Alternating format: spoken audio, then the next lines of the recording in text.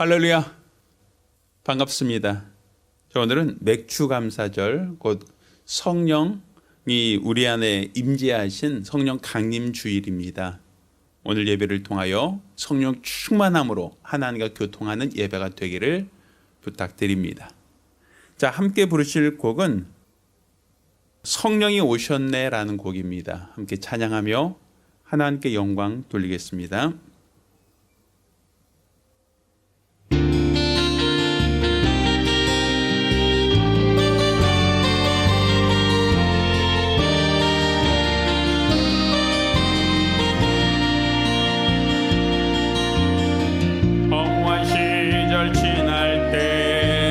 깊은 한숨 내쉴 때 그런 풍경 보시며 탄식하는 분인데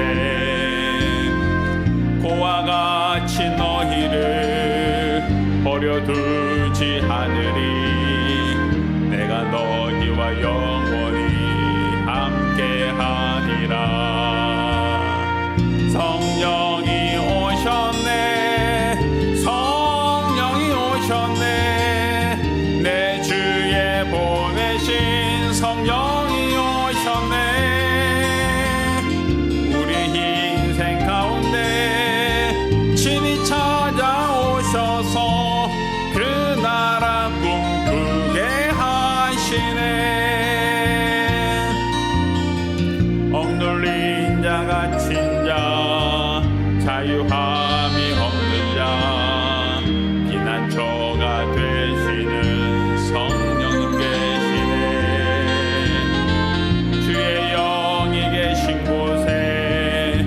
자유가 있다네. 진리의 영이신 성령이 오셨네. 성령이 오셨네, 성령이 오셨네.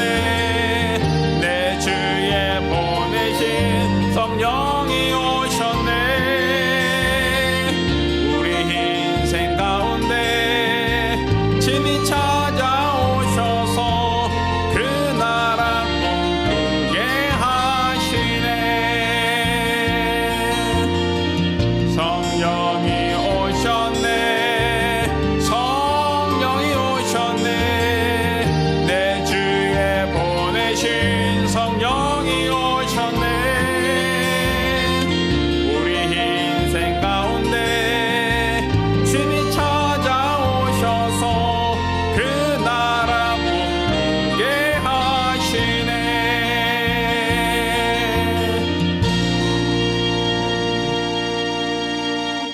예배송 함께 합니다.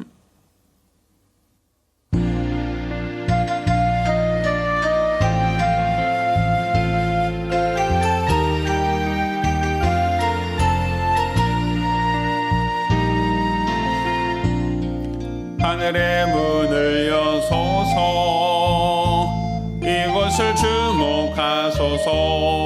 주를 향한 노래가 꺼지지 않으니 하늘을 열고 보소서. 이곳에 임재하소서. 주님을 기다립니다. 기도의 향기가 하늘에 닿으니 주여 임재하여 주소서. 이곳에 오셔서 이곳에 앉으소서. 이곳에서 드리는 예배를 받으소서. 주님의 이름이 주님의 이름만이 오직 주의 이름만 이곳에 있습니다. 이곳에 오셔서 이곳에 앉으소서. 이곳에서 드리는 예배를 받으소서. 주님의 이름이 주님의 이름만이 오직 주의 이름만 이곳에 있습니다.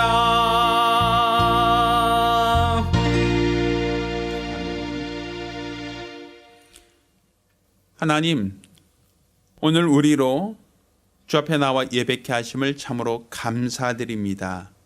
오늘 예배를 통하여 살아계신 주를 뵙게 하시고 하나님의 긍휼하심과 풍성하신 은혜를 체험할 수 있도록 도와주시옵소서. 우리 주 예수 그리스도의 구속으로 말미암아 값주고 사신 바 되었으니 이제 성령님이 거하신 존으로서 성령 충만함으로 하나님과 교통하는 성도가 되게 하시고 오늘 이 예배도 하나님과 성도의 믿음이 조화를 이루며 교통하는 거룩한 시간이 될 수 있도록 도와주시옵소서. 살아계신 우리 주 예수 그리스도의 이름으로 기원합니다.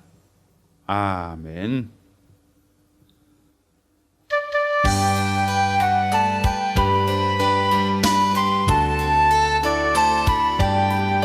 불길 같은 성신여 간구하는 우리에게 지금 강림하셔서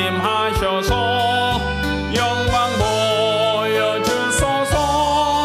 성신이 여임하사 내 영혼의 소원을 만족하게 하소서. 기다리는 우리에게 불러 불러 충만하게 하소서. 그 괴담 불의에 우리 몸과 영혼과 우리 가진 모든 것 지금 바치옵니다. 성신이 여임하사 내 영혼의 소원을 만족하게 하소서. 기다리는 우리에게 불러 불러 충만하게 하소서. 모든 것 다 바치고 피고 빈 마음에 주의 이름 위하여 성신 충만합소서. 성신이 여임하사 내 영혼의 소원을 만족하게 하소서. 기다리는 우리에게 불러 불러 충만하게 하소서. 구속하신 주께서 허락하신 성신을 믿고 간구하오니 지금 내려주소서. 성신이 여임하사 내 영혼의 소원을 만족하게 하소서.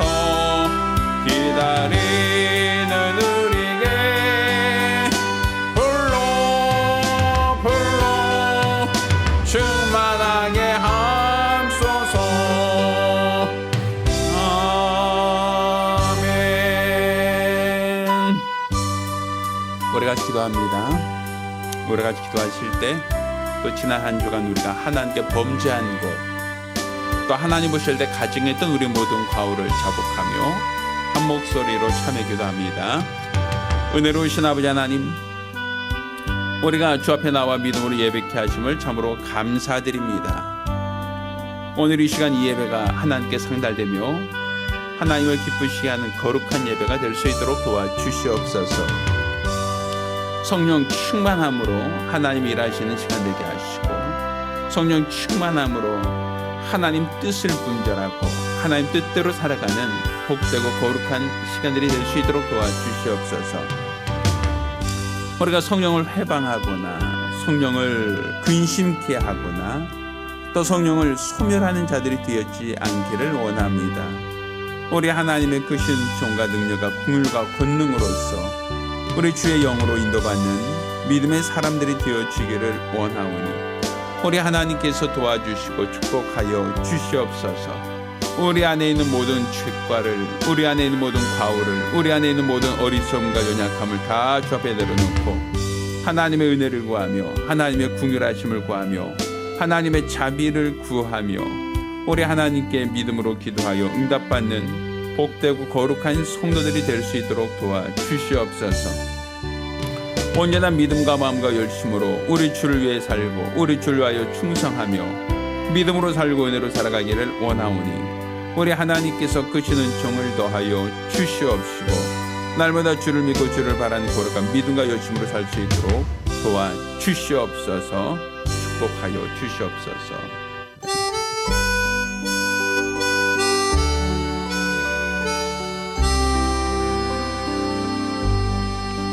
모든 영광을 하나님께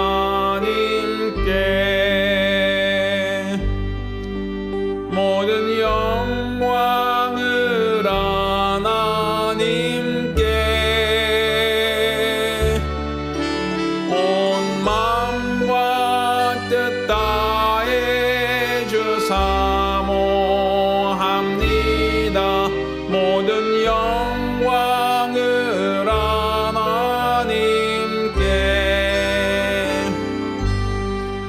하나님 찬양 받으소서.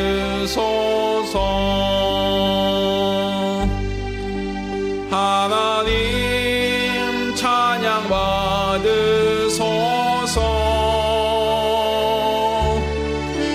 온 마음과 뜻 다해 주 찬양합니다.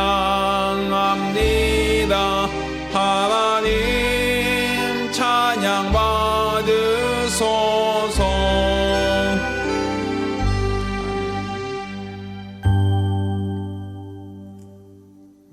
은혜로우신 아버지 하나님, 우리로 주 앞에 나와 예배케 하심을 참으로 감사드립니다. 우리들의 예배와 간구함이 주 앞에 상달되며 또 우리 하나님을 기쁘시게 하는 거룩한 예배가 될 수 있도록 도와주시옵소서. 오늘 주 앞에 드려진 모든 예물 하나님이 흠양하사 하나님이 기뻐하시는 참 예물이 될 수 있도록 도와주시옵소서. 수입의 10분의 1을 구별하여 예물드린 손길을 복주시고 매주간 혹은 월간 작정함으로 예물드린 손길을 또한 복주시기를 원합니다. 주께 받은 바 그 은혜를 감사하며 감사드린 자들을 복주시고 또 우리 하나님께 선교 예물 드린 자들을 기억하시고 하나님의 큰 은혜로 채워 주시옵소서. 이와 같이 우리 하나님께 예물 드린 모든 자들마다 하늘의 큰 은혜와 소망이 가득하게 하시고 우리 하나님께 드려진 모든 예물이 하나님을 기쁘시게 하는 참 예물이 될 수 있도록 도와주시옵소서. 살아계신 우리 주 예수 그리스도의 이름으로 축복하며 기도합니다. 아멘. 오늘 주 앞에 감사하며 예물 드린 우리 모든 성도들과 또 가정들마다 하나님의 신령한 복과 은혜의 길을 예수 이름으로 축원합니다. 할렐루야. 하나님 말씀 함께 봉독하겠습니다. 오늘 함께 봉독하실 하나님 말씀 고린도전서 6장 14절로 20절까지 말씀을 교독하겠습니다. 함께 봉독하실 하나님 말씀 고린도전서 6장 14절로 20절까지 말씀을 교독합니다. 마지막 절은 같이 읽겠습니다. 하나님이 주를 다시 살리셨고 또한 그의 권능으로 우리를 다시 살리시리라. 너희 몸이 그리스도의 지체인 줄을 알지 못하느냐? 내가 그리스도의 지체를 가지고 창기의 지체를 만들겠느냐? 결코 그럴 수 없느니라. 창기와 합하는 자는 저와 한 몸인 줄을 알지 못하느냐? 일러스되 둘이 한 육체가 된다 하셨나니 주와 합한 자는 한 영이니라. 음행을 피하라. 사람이 범하는 죄마다 몸 밖에 있거니와 음행하는 자는 자기 몸에게 죄를 범하느니라. 너희 몸은 너희가 하나님께로부터 받은 바 너희 가운데 계신 성령의 전인 줄을 알지 못하느냐? 너희는 너희의 것이 아니라 값으로 산 것이 되었으니 그런즉 너희 몸으로 하나님께 영광을 돌리라. 아멘. 자, 오늘은 고린도전서 6장 14절로 20절까지 말씀을 중심으로 값주고 사신 성령의 전이라는 제목으로 하나님 말씀 함께 나누겠습니다.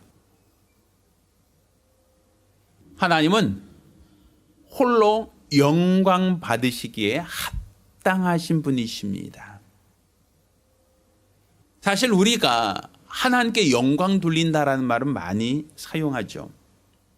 주님께 영광 돌립니다. 하나님께 영광 돌립니다. 라는 그런 표현들이죠.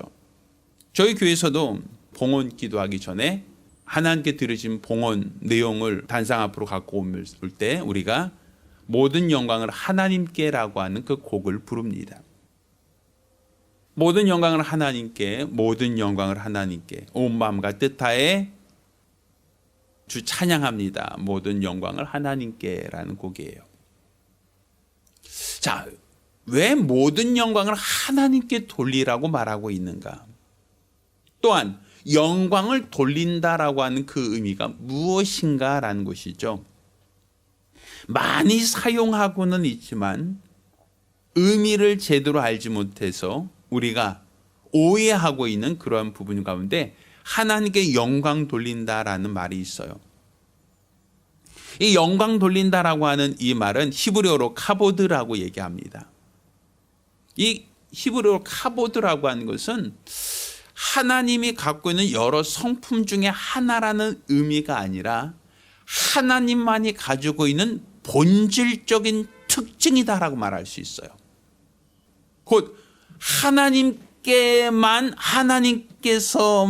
영광 받으시기에 합당하시다라는 것이죠.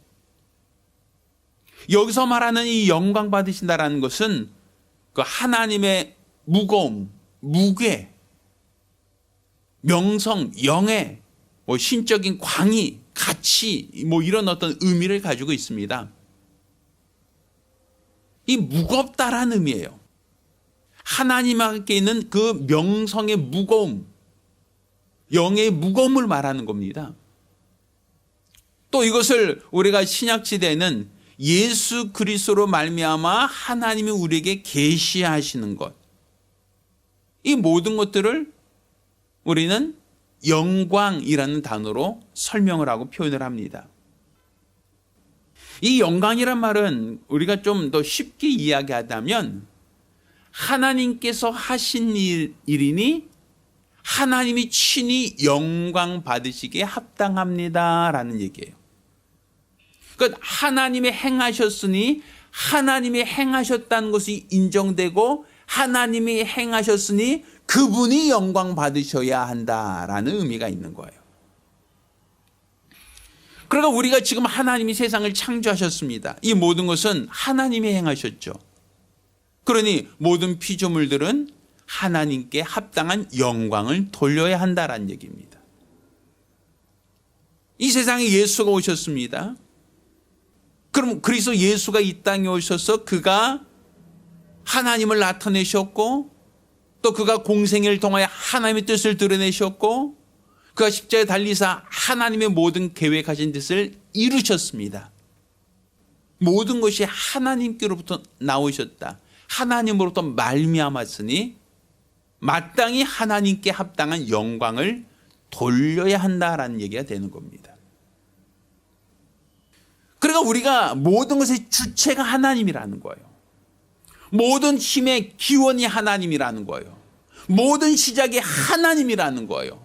하나님이 하셨으니 하나님이 영광 받으셔야 된다. 그분의 가치, 그분의 무거움, 바로 하나님이 하셨으니 하나님이 영광 받으셔야 된다라는 거죠. 인간의 죄가 무엇입니까? 인간의 타락이 무엇입니까? 첫사람 아담이 하나님 말씀을 거역하고 선악과 따먹은 것이 우리의 죄요, 타락이라고 얘기합니다.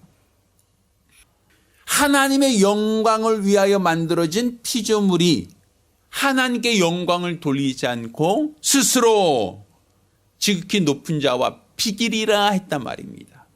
이것이 타락입니다. 하나님만이 홀로 영광 받으셔야 되는데 지음받은 자가 피조물이 지극히 높은 자와 비기리라 라고 하니 그것이 타락이고 그것이 인간의 모든 불행, 인간이 경험하고 있는 모든 불행의 원인이 된다라는 것이죠. 그러니 우리의 믿음이 무엇입니까? 모든 것이 하나님으로 말미암았으니 하나님께서 영광 받으셔야 된다라는 거예요. 내가 한 것이 없고 내 기술과 내 노력과 내 성의로 되어진 것이 아니라 모든 것이 하나님이 하셨으니 하나님께서 영광과 찬양 받으시기에 합당하십니다. 이것이 바로 우리의 믿음이 되어야 됩니다. 그러면 우리 주 예수님께서 이 땅에 오신 것도 하나님이 하셨다라고 보여지죠. 왜? 그는 여자의 후손으로 오셨어요.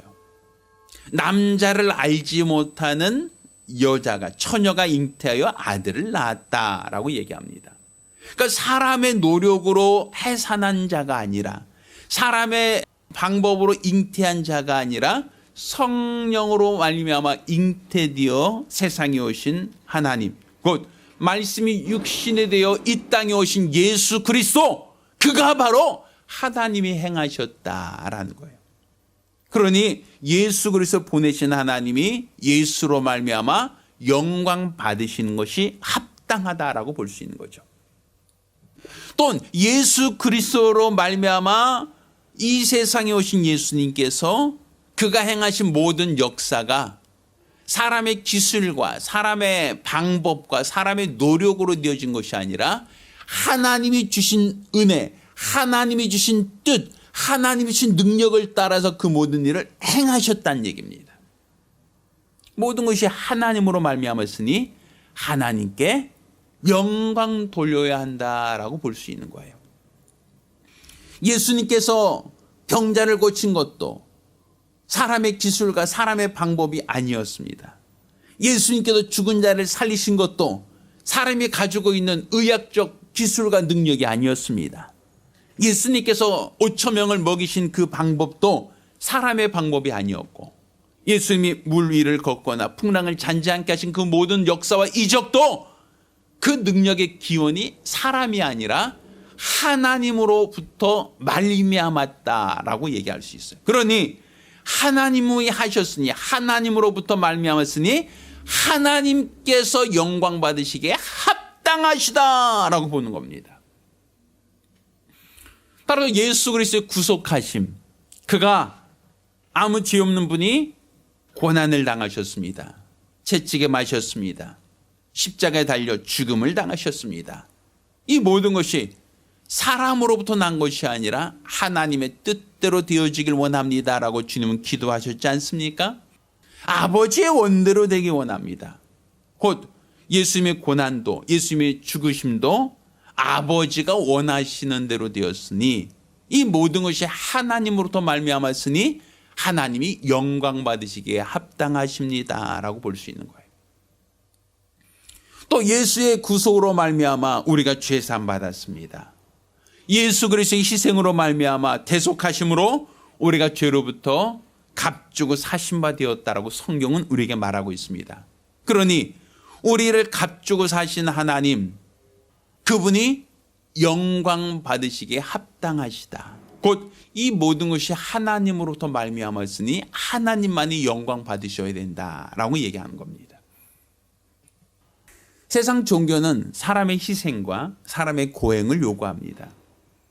사람이 참선을 해야 되고 또 절제를 해야 되고 고행을 해야 됩니다. 그로 말미암아 우리가 모든 세속으로부터 벗어나서 모든 욕심으로부터 벗어나서 해탈할 수 있다라고 얘기를 하죠. 그렇지만 이렇게 해탈할 수 있다라고 하는 그런 노력과 열심이 결과적으로는 아무 의미가 없다는 거예요. 사실 오늘이 성령 강림절인데 또 한편으로 본다면 불교에서 말하는 4월 초파일과도 날짜가 거의 겹쳐 있죠. 그러니까 성령이 임재하신 날, 또 부처 오셨다고 하는 날. 그렇지만 내용이 전혀 다르죠. 왜? 불교에서 말하는 것은 해탈을 말하는 거예요. 참선을 말하는 거예요. 고행을 말하는 거예요. 절제를 말하는 겁니다. 금욕적인 삶을 요구하는 겁니다. 이것을 통하여 성불할 수 있다라고 얘기하죠. 그럼 우리가 신이 될 수 있다라는 얘기죠. 그렇지만 기독교는 그렇지 않습니다. 나로 말미암지 않고 하나님으로부터 말미암았다. 우리 구속함도, 우리 죄사함도 모두가 하나님으로부터 말미암았으니 하나님께서 영광 받으시기에 합당하시다라고 우리 믿는 겁니다. 그러면 예수께서 구속하심으로 말미암아 십자가를 지시고 우리를 죄 가운데서 구원하셨습니다. 이것을 속전이라고 하고 우리를 값주고 사셨다라고 오늘 우리가 읽은 이 본문에 기록하고 있죠. 그가 우리를 사셨습니다. 죄값을 치르시고 우리를 구원하셨습니다. 이건 역시도 하나님으로부터 말미암았으니 하나님이 영광 받으시기에 합당하다라고 볼 수 있는 거예요. 또 예수님께서 이렇게 죄사함 받은 자들, 구속받은 자들에게 성령을 받으라 했습니다. 그러니까 성령을 받는다라는 것도 사람이 노력해서 성령이 임하는 게 아니라 하나님께서 성령을 선물로 우리에게 주셨다라고 말하고 있죠.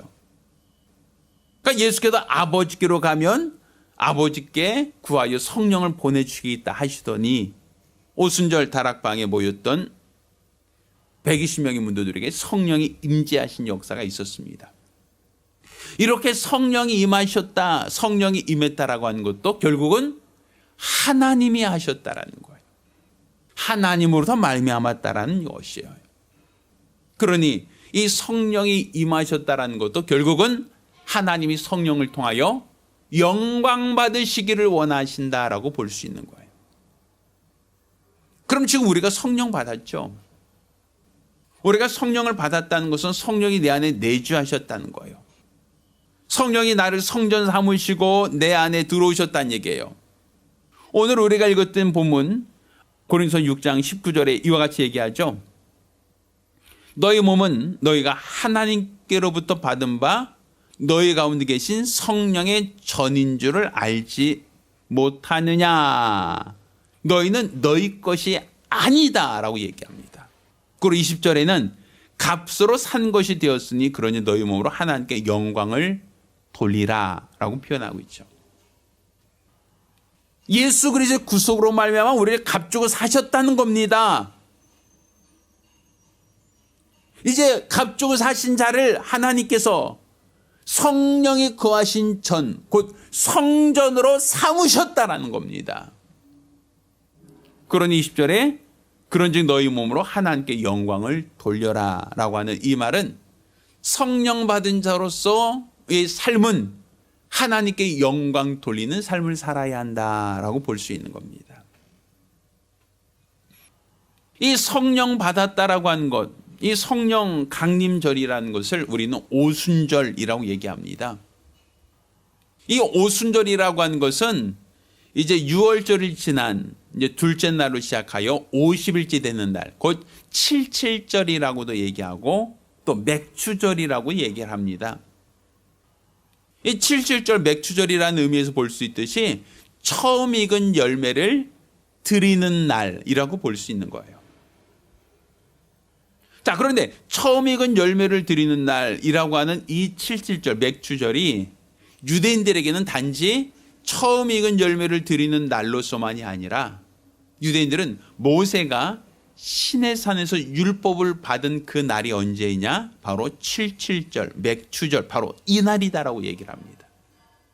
그러니까 율법을 받아서 그들이 하나님의 선민이 되고 이제 애굽의 통치, 애굽의 바로왕으로부터 완전 벗어나 하나님의 율법으로 하나님이 다스리시는 나라가 된 그들이 하나님의 선민으로서 인증받은 날이 바로 맥추절이라고 얘기하는 거예요.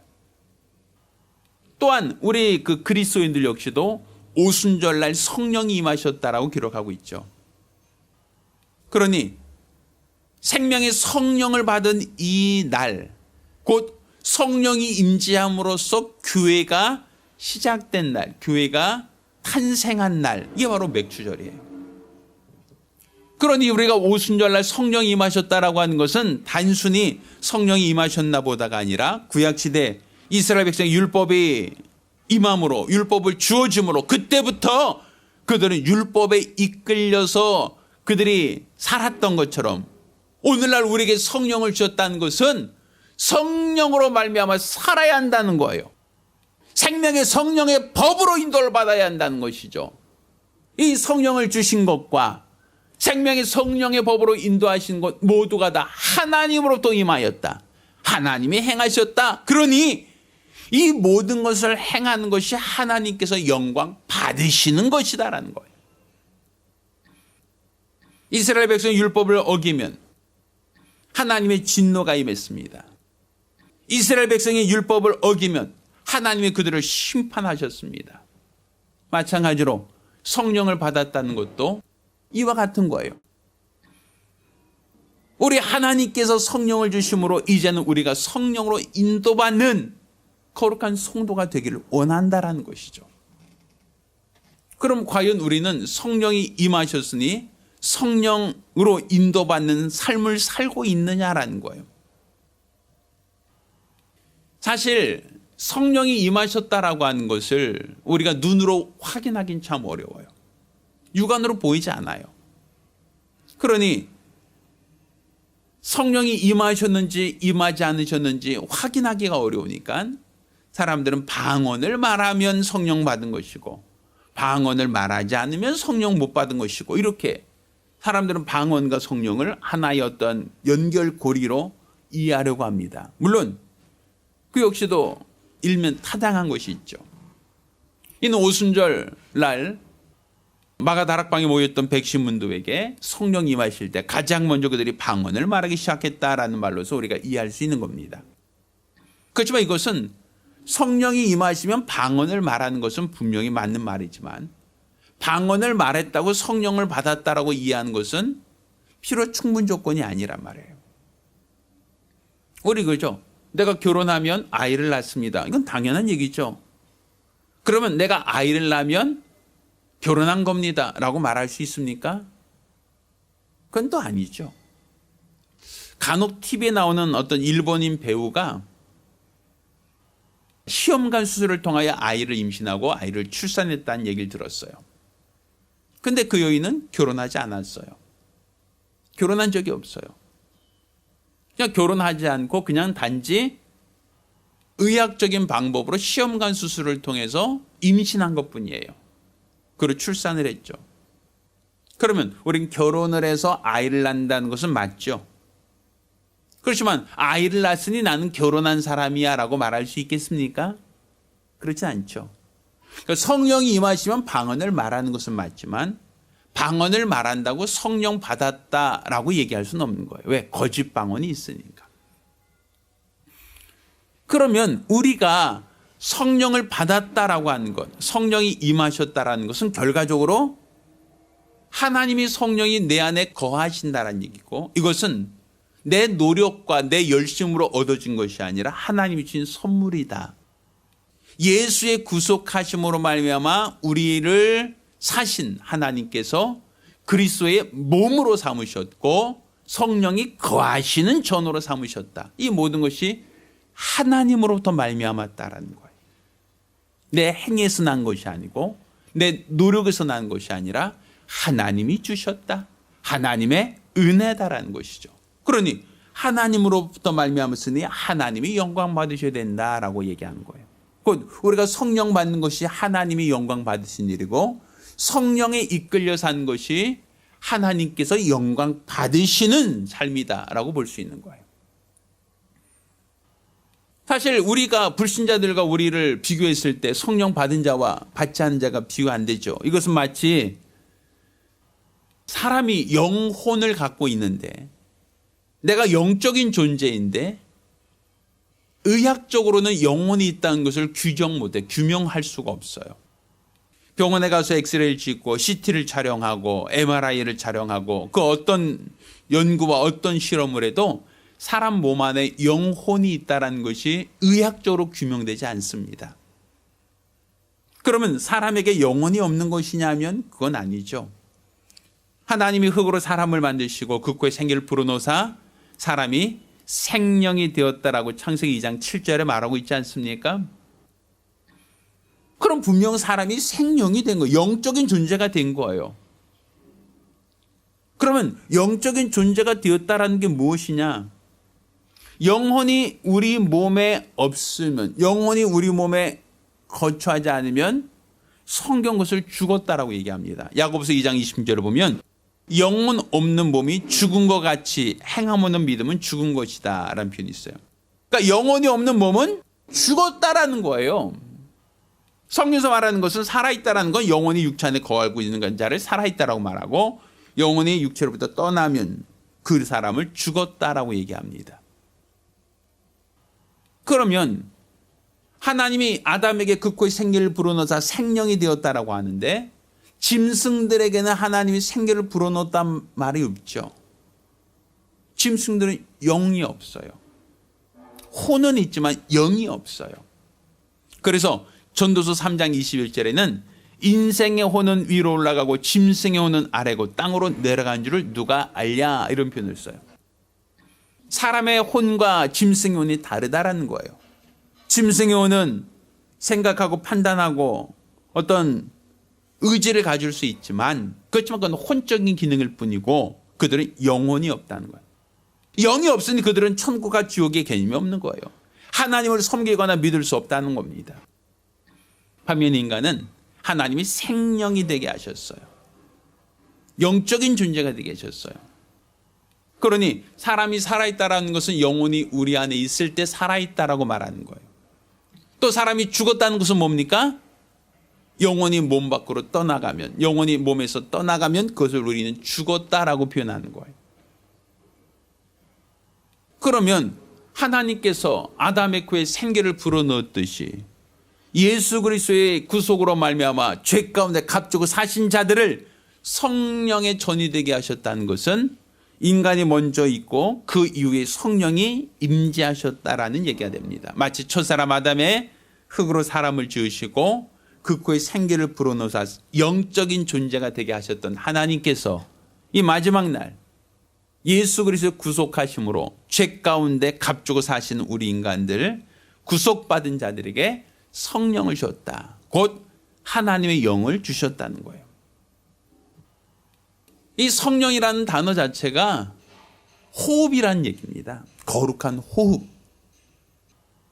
아담에게 생기를 불어넣으셨다, 푸뉴마라고 하는 그 단어와 성령이 임하셨다 할 때 그 성령이 푸뉴마, 하나님이 거룩한 호흡을 그에게 주셨다는 의미가 같아요. 그 성령 받은 자가 바로 하나님 오실 때는 산 자, 곧 영생을 얻은 자라고 볼 수 있는 거예요. 죄사함 받았다. 죄사함 받은 자에게 성령을 부어주심으로 그가 살아있는 자, 생명 있는 자, 영생을 얻은 자가 되었다라는 얘기예요. 이것은 사람의 노력으로 된 게 아니라 하나님이 주신 거예요. 선물이에요. 값주고 값없이 주신 하나님의 은혜라고 얘기하는 거죠. 그러면 성령이 임하셨다, 성령 받았다라고 하는 것이 결과적으로는 우리가 하나님의 영으로 인도받는 자가 되었다는 얘기입니다. 한번 생각해 보세요. 영혼이 사람 몸 안에 있을 때는 생각하고 판단하고 결정할 수 있는 의지가 있어요. 그렇지만 영혼이 몸에서 떠나가면 사람은 생각하지 않습니다. 판단하거나 결정하지 않습니다. 움직이지 않습니다. 영혼이 떠난 몸은 죽은 겁니다. 그 몸은 흙으로 돌아갈 뿐입니다. 영혼이 몸에 있을 동안은 그가 생각하고 판단하고 말하고 모든 사고와 모든 행동을 할 수 있지만, 영혼이 떠난 몸은 아무런 것도 할 수가 없는 죽은 몸에 불과합니다. 우리가 성령을 받았다라고 할 때 하나님이 그 코에 생기를 불어넣어서 생명이 되게 하셨던 것처럼 성령을 주셨다는 것은 성령으로 우리가 생각하고 성령으로 말하고 성령으로 행동하기를 원하신다라는 거예요. 내가 생각하는 것도 성령으로, 내가 말하는 것도 성령으로, 내가 행동하는 것도 성령으로 되어지기를 원한다라는 것이죠. 이게 산자예요. 영생을 얻은 자예요. 과연 우리는 성령의 인도를 받고 있는가? 성령께서 내 안에서 나를 주장하고 있느냐는 거예요. 영혼이 몸을 떠나면 그 몸은 손가락 하나 까딱할 수가 없습니다. 영혼이 그 몸에 있기에 생각하고 판단하고 말하고 행동할 수 있는 겁니다. 마찬가지로 하나님이 값주고 사신 우리 몸을 성전 삼으시고 성령이 내주하셨다는 것은 단지 거하신다는 의미만이 아니라 우리가 생각하는 것과 우리가 말하는 것과 우리가 행동하는 모든 것을 성령이 주관하시겠다는 겁니다. 왜? 그래야만 하나님의 영광 받으실 수 있으니까. 첫사람 아담처럼 하나님의 영광 무관하게 자기 임의로 생각하고 자기 임의로 판단하고 자기 임의로 결정하면 하나님과 원수가 됩니다. 죄를 지고 타락하게 됩니다. 그래서 하나님께서 이 마지막 날 성령을 보내신 것은 성령으로 생각하고 성령으로 말하고 성령으로 행동하라는 겁니다.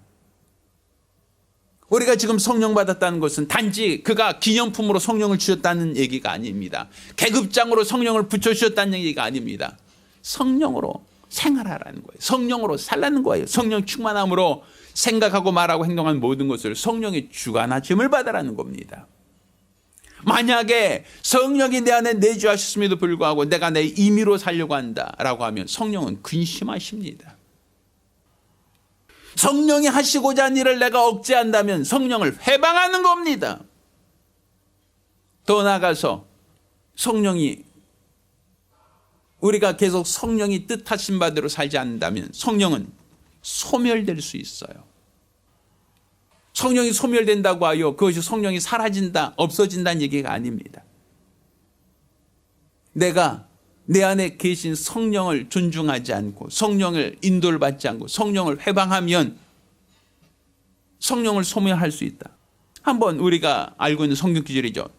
데살로니가전서 5장 16절로 말씀을 보면 항상 기뻐하라, 쉬지 말고 기도하라, 범사에 감사하라, 성령을 소멸치 말며 예언을 멸시치 말고 범세하려 좋은 것을 취하며 악은 모양이라도 버리라, 이런 말씀이 있죠. 여기서 성령을 소멸치 말란 말이 있습니까 없습니까? 있잖아요. 그러면 성령이 소멸될 수 있다는 얘기예요. 성령 자체가 소멸된다는 얘기 아니라 성령이 우리 안에서 떠나신다는 얘기죠. 내가 너를 영원히 버리지 않겠다고 하신 성령이지만 내가 끝까지 내 의지로서 성령을 거스르고 성령을 근심케 하고 성령을 회방하면 결국 그는 성령이 소멸된 자와 같은 것이다라는 거예요. 그 얘기 뭡니까? 영원히 그 육체를 떠나면 우리는 죽은 몸이 된다고 말하지 않습니까? 그가 성령으로 인도를 받지 않으면 결국 그는 성령이 소멸된다라고 볼 수 있는 거예요. 우리가 지금 노력하여 성령 받은 게 아니라 하나님으로부터 성령이 임하셨다. 은사, 은혜라고 말하지 않습니까? 하나님으로부터 말미암았으니 하나님께 영광 돌리는 것이 우리의 신앙입니다. 성령도 하나님으로부터 말미암았으니 우리가 성령으로 인도를 받는 것이 하나님께 영광 돌리는 성도의 신앙이다라고 볼 수 있는 겁니다. 우린 과연 성령으로 인도를 받고 있는가? 혹여 내 안에 성령을 근심케 하거나 성령을 회방하거나 성령을 소멸하고 있지는 않는지 우리 자신을 되돌아봐야 됩니다. 저 사람 아담처럼 생명이 되었음에도 불구하고 시험한 자에 속아서 하나님을 거스르고 대적하고 높아지려고 한다면 그 영은 죽었다라고 성경은 말합니다. 그 영이 사라졌다는 얘기가 아니에요. 영이 죽었다는 것이죠. 마찬가지입니다. 우리가 성령을 받았고 하나님은 성령을 보내사 우리로 값주고 사줬다는 걸 증거하고 이후로는 너가 내 정욕을 쫓아 살아가지 않고 성령을 쫓아 살기를 원하시는데 끝까지 우리가 성령으로 살지 않는다면 성령은 근심할 수밖에 없고 성령이 행하신 일을 내가 반대한다면 성령은 회방을 받을 수밖에 없고 결국 이런 일이 반복적으로 이어진다면 결국 성령이 소멸케 되는 것. 곧 우리가 하나님의 영으로 인도받지 않으면 하나님의 사람이 될 수 없다는 거예요. 따라 저와 여러분 모두가 성령 충만함으로 하나님이 일하시는 자가 되어야 됩니다. 성령 충만함으로 하나님의 뜻대로 일하는 자가 되어야 됩니다. 내가 생각하고 말하고 행동하는 모든 것이 성령 충만함으로 하나님이 원하신 대로 이루어져야 됩니다. 이렇게 하나님이 원하신 대로 이루어졌을 때 하나님은 영광 받으신다라는 얘기입니다. 따라서 성령 충만함으로 성령 인도를 받음으로 하나님께 영광 돌리는 거룩하고 복된 성도들이 되기를 예수 이름으로 축원합니다. 할렐루야. 우리 같이 기도합니다. 우리 같이 기도하실 때 주여 나로 성령 충만케 하여 주시옵소서. 성령, 하나님이 우리에게 성령을 보내주셨사오니 우리로 성령 충만함으로 성령이 원하신 대로 생각하고 말하고 행동하며 우리 하나님께 영광 돌리는 거룩한 자가 될 수 있도록 도와주시옵소서. 결코 우리가 속은 자, 시험하는 자에 속아서 성령을 근심케 하거나 회방하거나 소멸케 하는 어리석은 자가 되지 않도록 간절히 사모하며 한 목소리로 기도합니다. 하나님 아버지, 우리가 성령 충만하기를 원합니다. 성령을 보내시니가 하나님이시니 우리가 성령 인도를 받고 성령께서 이끄신 대로 우리가 충성되게 하사 우리 하나님께 영광 드리는 거룩하고 복된 성도들이 되게 도와 주시옵소서. 만약 우리가 성령을 받았다면서도 성령을 근심케 하고 성령을 회방하고 성령을 소멸케 한다면 이는 하나님의 진노가 임할 수밖에 없고 영혼이 떠나 몸이 죽은 것 같이 우리도 영원한 심판과 사망에 처할 수밖에 없음을 우리가 알고 있사오니 우린 결국 돌이켜 성령을 분별하게 하시고 우리가 혹여나 성령을 회방하거나 근심케 한 일이 없는지를 돌아보며 우리가 일평생 성령 충만함으로 하나님께 영광 돌리는 거룩하고 복된 성도들이 되게 도와 주시옵시고 일평생 하나님의 은혜로 살아가는 거룩한 성도들이 될 수 있도록 도와 주시옵소서. 이 오순절날 우리가 하나님이 되어주신 성령으로 충만함으로 성령 인도를 받는 거룩하고 복된 성도들이 되게 도와 주시옵소서. 살아계신 우리 주 예수 이름으로 기도드렸습니다. 아멘. 할렐루야, 할렐루야.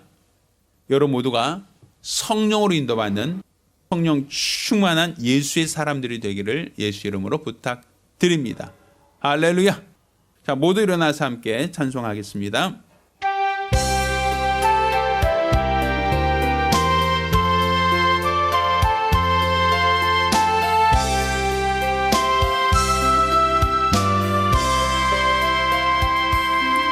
이 기쁜 소식을 온 세상 전하세.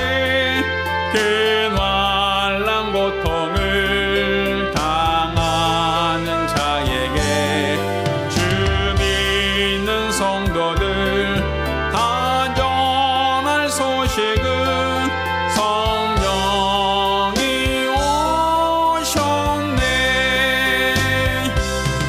성령이 오셨네. 성령이 오셨네.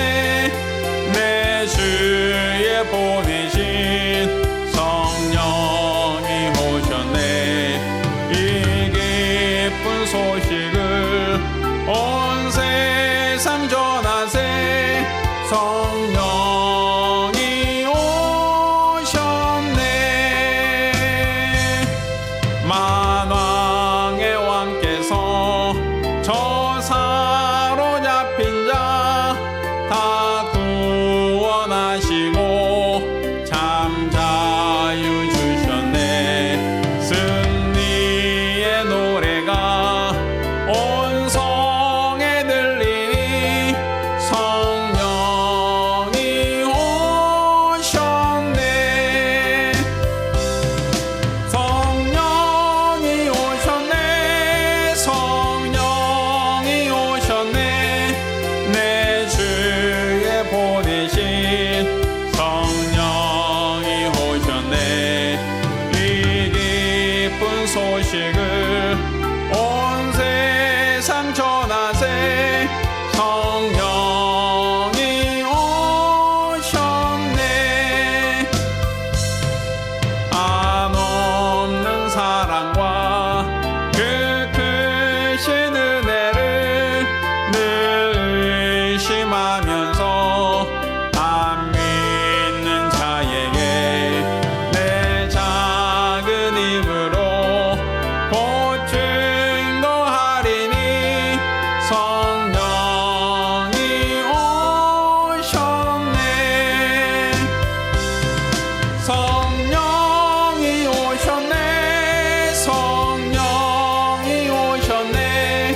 내 주에 보내신 성령이 오셨네. 이 기쁜 소식을 온 세상 전하세. 성령이 오셨네. 아멘. 기도합니다. 이제는 우리 주 예수 그리스도와 아버지 하나님의 극진하신 사랑과 보혜사 성령님의 교통하시고 역사하심이 오늘 이와 같이 하나님이 보내신 성령 받고 일평생 성령의 인도를 받음으로써 하나님께 영광 돌리기를 심한 우리 모든 성도들과 가정들에게 이제부터 영까지 함께 있을지어다. 아멘.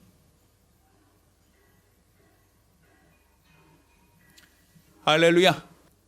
우리 하나님께 영광을 돌리겠습니다. 네, 감사합니다.